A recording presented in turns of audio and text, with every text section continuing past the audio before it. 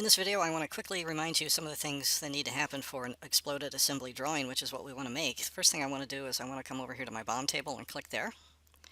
And it's going to give me a bunch of stuff like this. And I don't really want to have part number, so I'm going to right-click, remove column. And if you go back to the original part, let's see, I have item, quantity, name, and description. So I've got description. Let me add the name. There it is. I want this to be to the left, so I can right-click, move left. So I should have a BOM bill of materials that looks something like this. So it's got the name. They're kind of long. That's okay.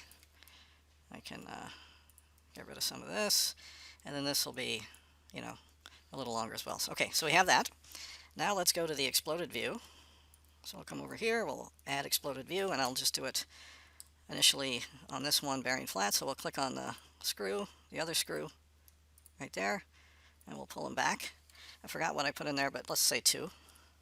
And we'll accept that.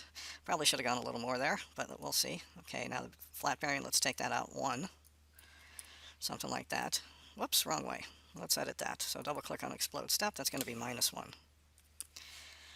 And we'll take that. And actually, I think I'm going to go to step 1 over here, and I'm going to make this more like 3. Pull it out a little further. And then this guy, which is explode step 2, I'm going to make that -1.5. -1.5 tab. I'll take that. Okay. And then for the screws, I'll take those and click on them and pull them out, say -3, like so. Accept that, and then I've got my exploded assembly. We've got all this junk here, but you will have, that'll be attached on your other assembly. So let's say done there, and then if I want to make the drawing, I'll right click and create a drawing of the assembly, and OK. And I want it to be an isometric, and I want to show it as an exploded view. That's a little small. Let's go with, can we fit 1-to-1? Probably not, but all that other stuff in there won't be present because I didn't do those other. Let's do 1-to-2. Well, let's do, well, you'll make 1-to-1 to make it look like the original. Then we'll put the bill of materials in here. Lower right, click there.